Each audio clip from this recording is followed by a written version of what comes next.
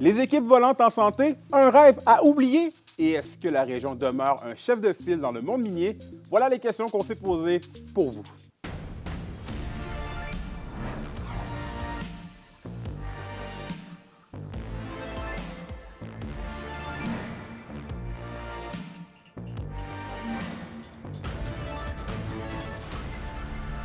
Ici Anthony Dallaire et voici vos informations.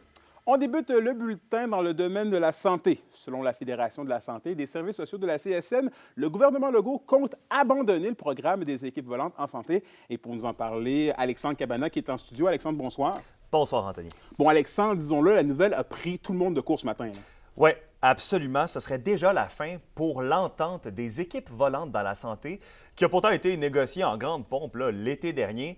Selon la CSN, ce matin, quand on essaie d'avoir accès au site Internet pour donner son nom afin de faire partie de l'équipe volante, il n'y a aucune offre. C'est-à-dire que l'équipe volante serait complète, ce qui ne fait aucun sens selon le président de la FSSS-CSN, considérant les besoins et le manque de personnel actuel. En coupant les ailes des équipes volantes, la CAQ abandonne sans préavis la population des régions en difficulté à son triste sort, selon Régent Leclerc, le président.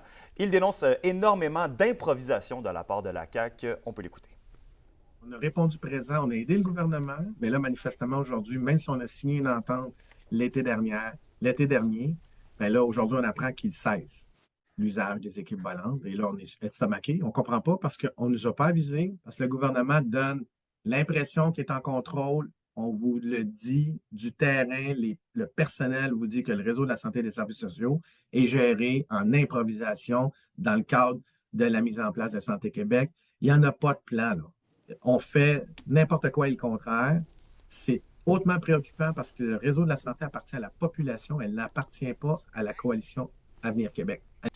Dans une publication sur le réseau social Blue Sky, le ministre de la Santé et des Services sociaux, Christian Dubé, mentionnait que les équipes volantes sont là pour rester, sans pour autant donner plus de détails. Voilà, c'est donc un dossier qu'on va continuer de suivre de près. Parfait, merci beaucoup Alexandre. Au revoir.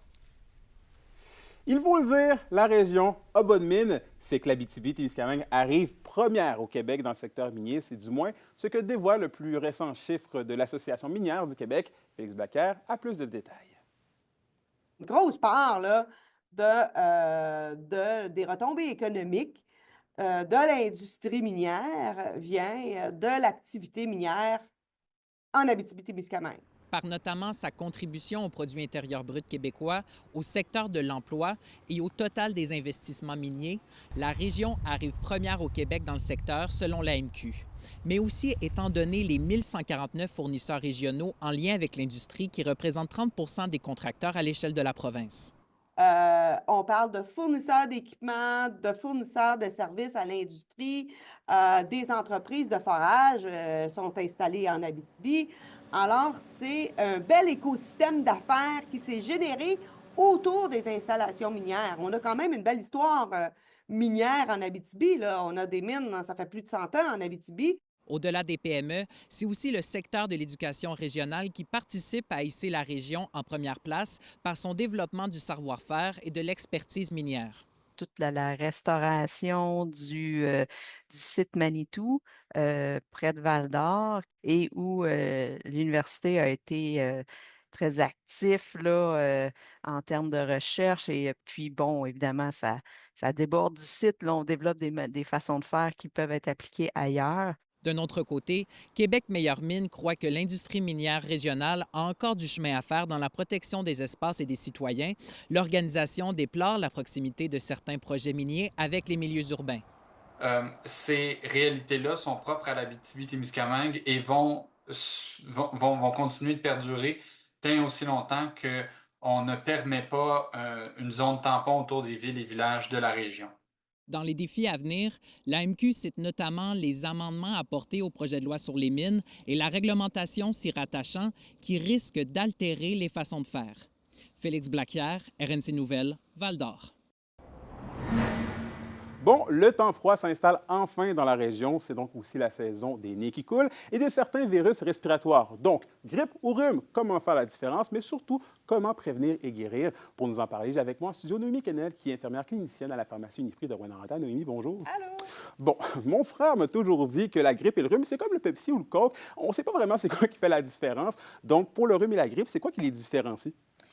C'est principalement les symptômes, donc je vais les comparer un à un. Si on parle au niveau de la fièvre, dans le rhume, c'est moins présent, tandis que si on a la grippe, par exemple, on va avoir une forte fièvre qui peut durer 3 à 4 jours. Mal de tête, ça va être un peu moins présent au niveau du rhume, mais plus présent au niveau de la grippe. Les douleurs musculaires, articulaires, on va les voir aussi beaucoup plus avec la grippe. L'écoulement nasal, lui, va être plus présent au niveau du rhume. Ça va être souvent clair, puis par la suite, ça peut devenir un petit peu plus coloré. Le mal de gorge est aussi plus présent au niveau du rhume que de la grippe.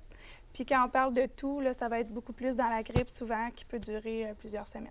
Donc, toux, mal de gorge, fièvre, congestion nasale. Si on laisse tomber les remèdes de grand-mère, là, c'est quoi les remèdes clés pour se soigner, justement? Pour la fièvre, ça va être des antipyrétiques, donc des médicaments en vente libre. Pour les douleurs musculaires, articulaires, on va aller aussi vers des analgésiques en vente libre. Toux, on va aller, ça dépend quel type de toux. Si la toux est sèche, il n'y a pas de production, on va aller vers un sirop antitoussif. Par contre, si on a des sécrétions, on va aller plus vers un expectorant à ce moment-là. Il y a aussi le miel qui a des propriétés antitoussives, mais qui n'est pas bon pour les enfants en bas d'1 an. Sinon, pour ce qui est des mal de gorge, généralement, les pastilles ont une bonne efficacité, mais plus à court terme. On peut y aller aussi avec des solutions comme du citron dans de l'eau, du miel dans de l'eau qui vont lubrifier la gorge, puis des analgésiques aussi. Je retiens le miel. Et à quel moment consulter et quel professionnel consulter? On va aller consulter notre médecin de famille ou si on n'en a pas, on va aller au guichet d'accès à la première ligne, là, le GAP. Si la toux, elle va perdurer plus de 3 semaines, si la fièvre perdure plus de 5 jours, ou si notre état s'améliorait puis elle s'est mise à se détériorer. Ou si on a une embarras bronchique, on sent qu'on est comme un peu inflammé au niveau des poumons. On va aller plutôt à l'urgence, si on a des difficultés à respirer, si on a une altération de l'état général, c'est-à-dire de la somnolence, où on se sent un peu plus confus ou désorienté. Si on a un bébé en bas de 3 mois qui fait de la fièvre, 38 degrés rectal, on va aller directement à l'urgence aussi. Si on a une douleur à la poitrine aussi, c'est une raison de consulter à l'urgence. Donc, dès qu'on sait on sent que c'est grave, il faut aller à l'urgence. Oui. Bon, oui. Si j'ai d'autres conseils à donner aussi, on peut prévenir la propagation en portant le masque quand on a des symptômes, toussant et éternuant dans notre coude. On peut aussi se laver les mains plus fréquemment. Pour prévenir, il existe la vaccination. Puis en cas de doute, si on ne sait pas où aller consulter, notre pharmacien est toujours présent pour nous. Bon, je note le tout. Un petit jeu de mots pour bien finir. Donc, Noémie, je rappelle que vous êtes infirmière clinicienne à la pharmacie Uniprix de Rouyn-Noranda. Merci beaucoup d'être passée nous voir. Ça me fait plaisir. Ah, le pouvoir des jeux de mots. Bref, au culturel, la Fondation pour la Bibliothèque de Rouyn-Noranda a remis un don de 40 000 à la bibliothèque municipale. Grâce à cette contribution, plus de 1000 nouveaux livres viendront enrichir les rayons de la bibliothèque. Ce montant ne remplace pas le financement régulier de la bibliothèque, mais vient enrichir son offre en permettant l'achat d'encore plus de volumes. Et au sport, l'ancien capitaine des Foreurs, Marco Scandella, sera honoré par son ancienne équipe ce vendredi. Un match à son honneur est organisé au centre Annie Weigel où les partisans seront invités à venir rencontrer celui qui a passé 3 saisons avec le Vert et Or. Rappelons que ce dernier a pris sa retraite cette année après 14 saisons passées dans la Ligue nationale de hockey.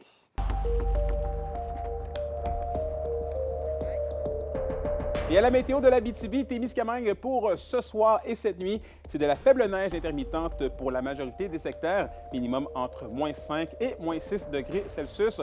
Pour la journée de demain, on prévoit des accumulations de 2 cm de neige par endroit avec des maximums de -3 degrés Celsius. Finalement, en aperçu pour samedi, c'est des nuages avec des maximums entre -3 et -4 degrés Celsius. Et voilà, c'était vos informations régionales. Merci encore une fois d'avoir été des nôtres. Nous, on se dit à demain pour la suite des choses. D'ici là, prenez soin de vous.